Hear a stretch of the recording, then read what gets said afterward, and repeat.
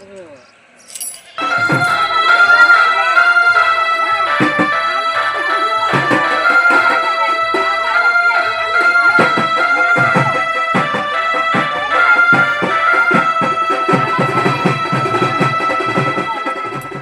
যে এখন ডালা নিয়ে সকলে মিলে চললাম হাঁড়ি আনতে। তো হাঁড়ি কিন্তু সোজা পথেই আনা যায়, কিন্তু না, আমাদেরকে অনেকটা নাচতে হবে। সেই জন্য আমরা ব্যাকা পথ অবলম্বন করেছি, মানে গোটা গ্রাম ঘুরে হাঁড়ি আনতে চলেছি আর কি। তো এই যে সকলে মিলেই যাচ্ছে এখন নিজের নিজের বাচ্চা কাচ্চা সবকে নিয়ে। আর এই যে এখানে আমার ভাইদেরকে দেখো, সব একদম হলুদ পাঞ্জাবি পরে, মানে দাদা বা বন্ধুর বিয়েতে একদম হিরো সেজে চলে এসছে। তো ভাইরা এনজয় করেছে সেরা। আমরাও প্রচুর নাচানাচি করেছি, তবে ওদের মতো নয় আর কি। ওদের মতো অত এনার্জিও আমাদের নেই। অত গোটা গ্রাম ঘুরে তারপর এতটা গরমে, মানে প্রচণ্ড গরম ছিল বিয়ের দিন আর কি। তবু যেটুকু আর কি পেরেছি নেচেছি। তারপর এই যে গোপাল মন্দির চলে এসেছি। গোপাল মন্দির এসে হাঁড়ি নেওয়ার পর এখানে দাদা বসে নানি মুখে আর কি। তো হাঁড়ি আনার পরই নানি মুখে বসা যায়। আর অনেকটাই তাড়াতাড়ি বিয়েটা হচ্ছিল, যেহেতু অনেকটা দূরের রাস্তা, মানে বৌদিদের বাড়ি। তো সেই জন্য আর কি সব কিছুই তাড়াহুড়োর মধ্যেই হচ্ছিল। নানি মুখে যে এখানে দাদা জেঠু বসে পড়েছে। তো একটু ভিডিও করে নিলাম এখান থেকে, যে কিভাবে কি হচ্ছে আর কি, মানে দেখেও নিলাম সাথে ভিডিও করে নিলাম।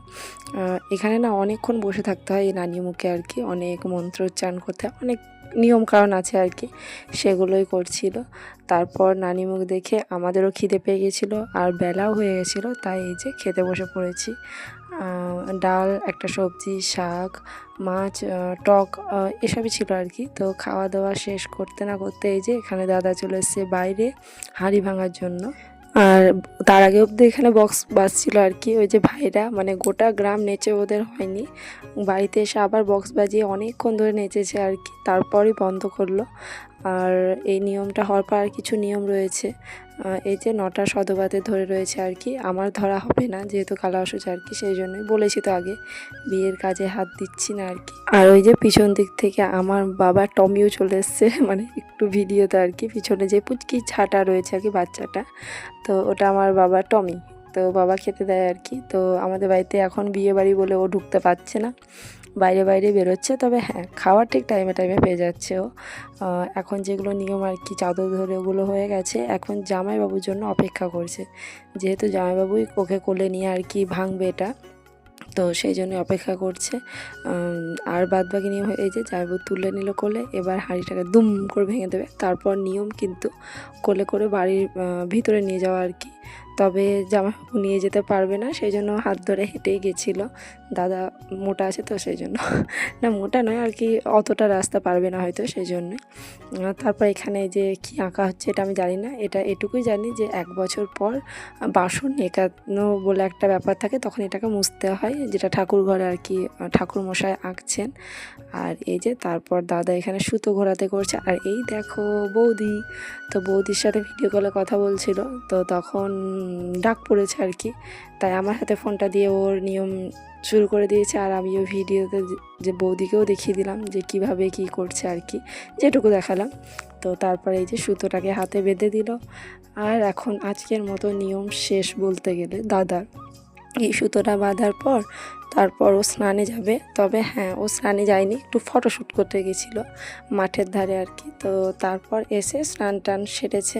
এইটুকু নিয়ম সারতে সারতেই অনেকটা দেরি হয়ে গেছিলো আর কি। আর আমাদেরও আর এনার্জি ছিল না, কতক্ষণে শাড়িটা ছাড়বো আর কি, এটাই ভাবছিলাম। তারপরে যে এখানে আলতা পরে নিচ্ছে সকলেই, সদবাজারা আর কি।